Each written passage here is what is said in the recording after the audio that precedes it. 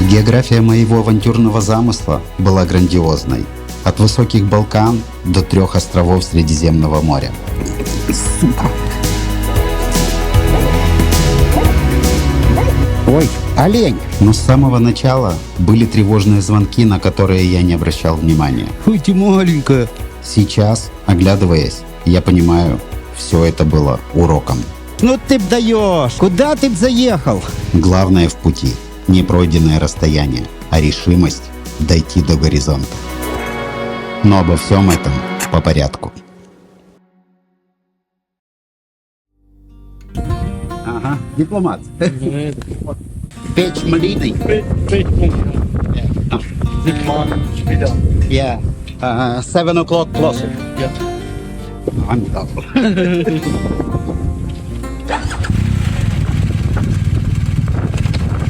Thank you.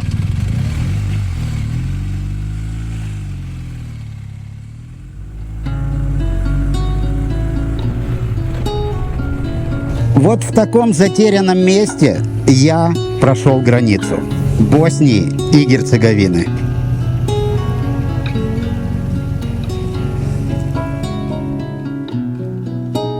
Но это уже совсем другая Босния и Герцеговина.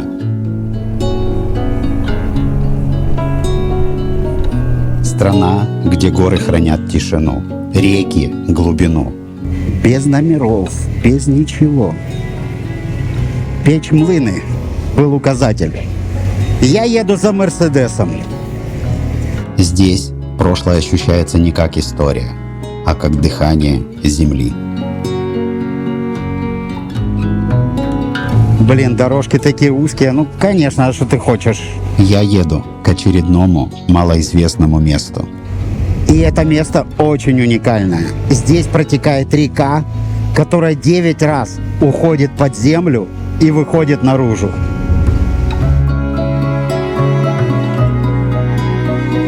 С каждым разом река Требежат становится все сильнее и сильнее. Словно феникс, вырывающийся наружу. Вау! Вы посмотрите на вот этот каньон! Но здесь есть еще одно место, от которого идет холод даже в самый теплый день. Где-то она здесь. Это природный рубеж между светом и тенью. Это пещера Печь млыны. Вот эта часть пещеры, она короткая. И я здесь один. И вот туда дальше она раскопана.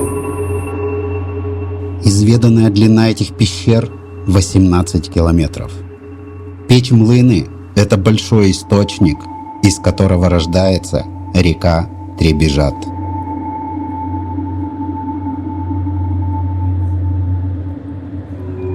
Веками силами воды здесь работали старые мельницы, давшие название этому месту.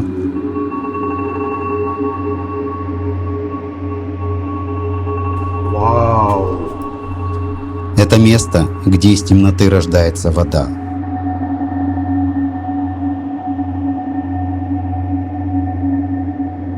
Воздух словно выходит из глубин, которым 1000 лет. Здесь тишина звучит громче любого эха. О! Это первая, но не последняя пещера, которую мы увидим в этом путешествии. Туда пускают только с перелом. Это уникальное место, которое и сейчас является малоизвестным и скрытым от глаз туристов.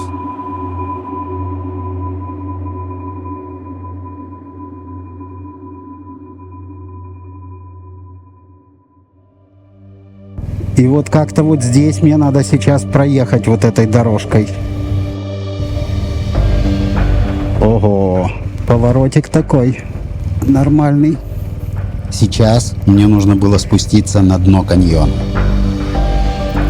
Подниматься было бы сложнее. И далее продолжить путь по этой неизведанной для меня стране.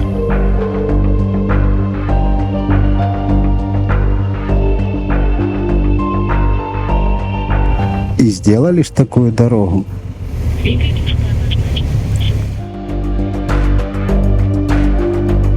Да, именно по обозначенному маршруту я двигался дальше, к одному из древних городов этих мест, к городу, который появился в 15 веке как пограничье Османской империи. Это Мостар, город камня и мостов, где история не ушла в прошлое, а просто стала тише. Вау, так он нифига себе этот город. Я думал, там этого Мостара, ну, Мостар и Мостар. Я думал, он меньше, честно говоря.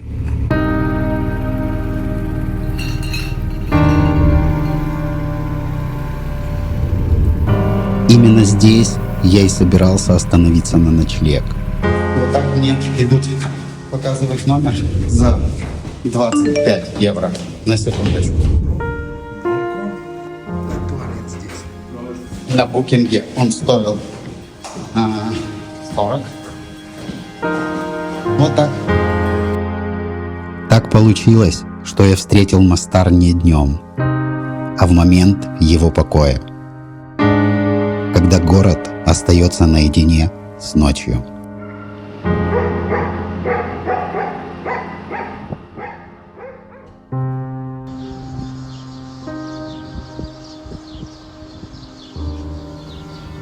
В чем-то я оказался прав, приехавший сюда вечером. Ведь именно утром то редкое время, когда Мостар почти пуст. Без голосов, без спешки и без туристов.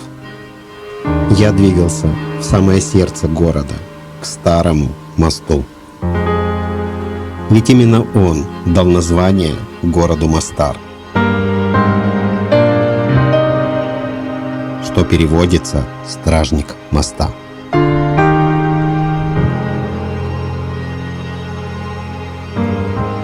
Этот символ города был построен османами в 15 веке, и он не дожил до наших дней.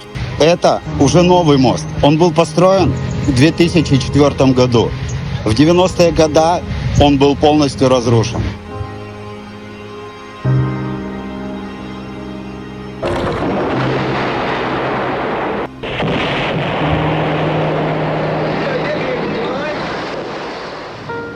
Мостар – город, выросший вокруг моста.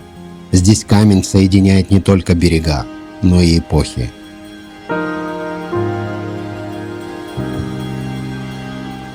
Разрушенный войной и возвращенный к жизни, он стал символом памяти и стойкости. Друзья, я реально успел. Они тоже рано встают. И их тут дофига. Я успел. 就是这个桥啊。啊，就这个桥，9点钟在这儿集合啊。9点钟集合。9点。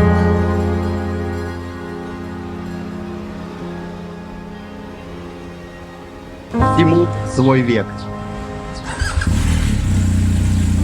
Выезжаем с города и поднимаемся вот туда, вот на ту гору.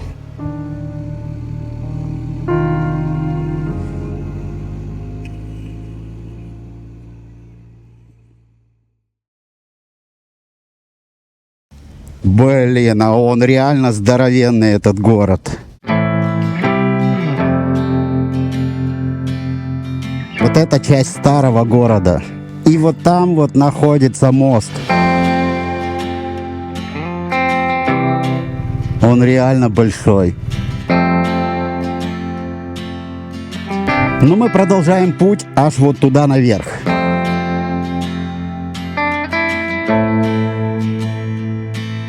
Сегодня мой путь лежал к одному удивительному и узнаваемому месту. Дорога к нему была не близкой.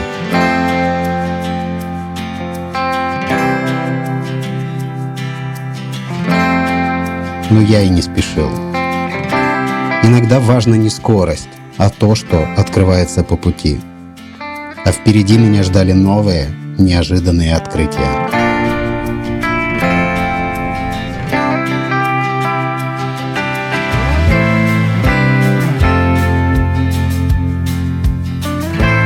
На карте эта дорога просто написана «дорога», номера у нее нету.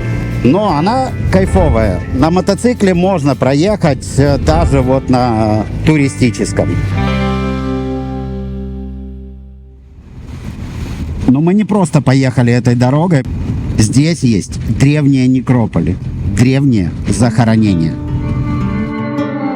Эта плата использовалась как ритуальные зоны.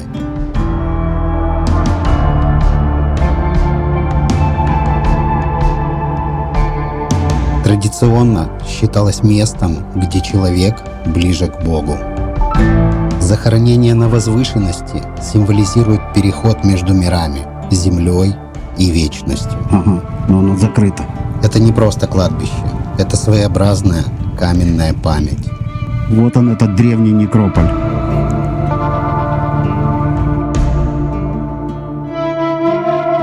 Это не просто могилы, это память земли, которую до сих пор хранит ветер. Уже какая-то тропинка начинается, уже не дорога.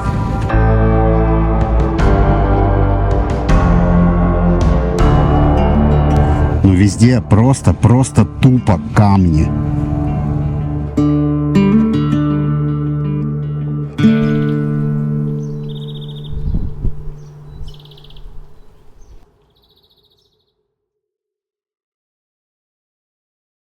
Оказывается, на территории Боснии и Герцеговины есть вот такая вот Республика Сербская. А сейчас небольшая историческая справка. Война в Боснии и Герцеговине 92-95 годов стала самой трагичной частью Балканского конфликта. Здесь за одну землю сражались разные общины. Сербы – православные, боснийцы – мусульмане, хорваты – католики. Конфликт завершился Дейтонским соглашением, по которому страна была разделена на две части. Это Республика Сербская и Федерация Босния и Герцеговина с собственным правительством, но в рамках одного государства. На бумаге мир достигнут, но напряжение остается. Именно представители Сербской Республики хотят вывода из состава Боснии и вхождения в состав Сербии. Флаг их мне уже не нравится. Это вам ничего не напоминает? Это не маленькая территория, но мне ее хотелось проехать как можно быстрее. Я не воспринимал все, что я видел. Но ее флаг себе на кофр я точно вешать не буду. Вот так цвета флага пробуждают ассоциацию и вызывают внутреннее отторжение.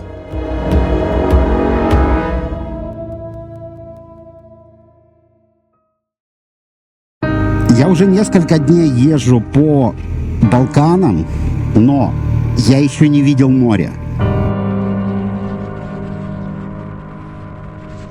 Я не подъезжал к морю ни в Хорватии, ни в Боснии, хотя в Боснии есть вот такой вот маленький кусочек выхода к морю. Сейчас я хотел ехать именно горами, потому что моря на моем пути будет предостаточно. Вот это для меня как-то интересно. Я двигался к национальному парку Сутьеска. Именно здесь расположена самая высокая вершина страны – гора Маглич. А в горах идет дождь.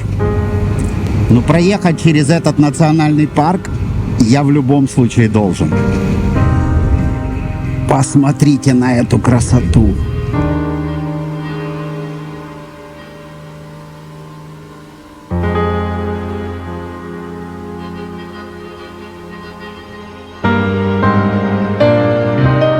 Вау, дорога идеальная. Ворота в национальный парк. Сутьеска – это сердце дикой Боснии.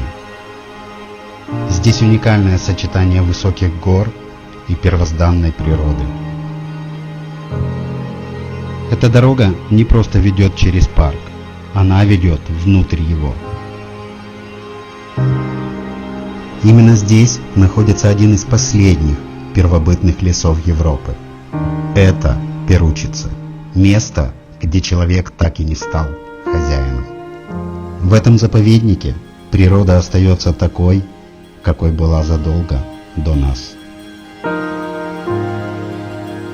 Я себе еду тихонечко, наслаждаюсь вот этой вот всей вот. Я не ожидал увидеть такую дорогу. По Google картам я ей не проезжал. Я увидел, что она есть. Но посмотрите, какой каньон.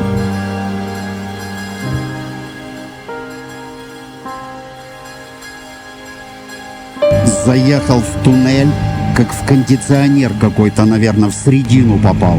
Температура уже 17,5 градусов. После 32.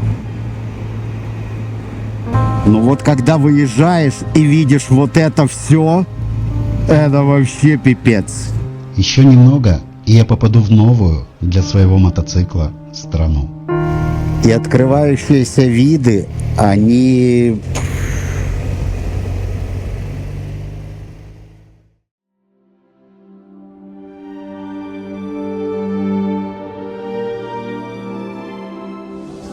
Решил потратить все боснийские деньги.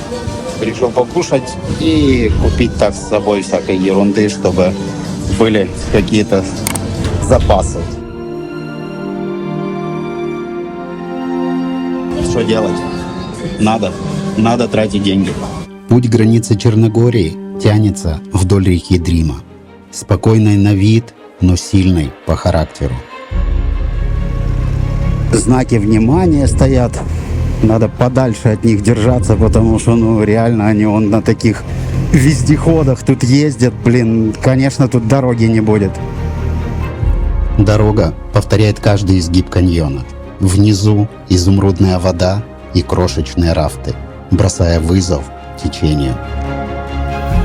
Тяжелая дорога, очень тяжелая. Тут она какая-то такая, да, там кемпинги, все тут внизу. Но основные кемпинги здесь направлены на рафтинг, потому что она достаточно быстрая, эта река, и вот здесь вот этот рафтинг как раз очень-очень развит. Самое удивительное, сплав начинается в Черногории, и течение незаметно уносит лодки в Боснию, без пунктов пропуска, без таможни, так же свободно, как течет сама река. Контрабанда.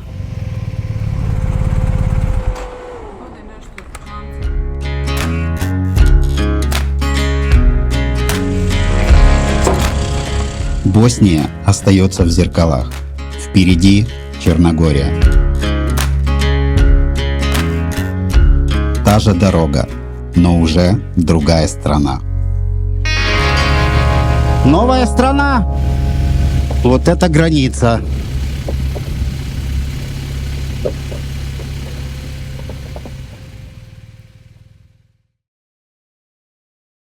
Как-то так получилось, что я не зашел на пункт прикордонный Черногории. Но штампик, то, что я выехал с Боснии, мне поставили. Но сейчас я хочу все-таки заехать с другой стороны. Не так, как едут люди через границу. Я направлялся к Дурмитору, городу Жабляк, который является его горным центром. Для того, чтобы подъехать на Жабляк, мне еще показывают 130 километров. Я сейчас буду вот туда в горы еще подниматься. А спать, скорее всего, я буду на Жабляке.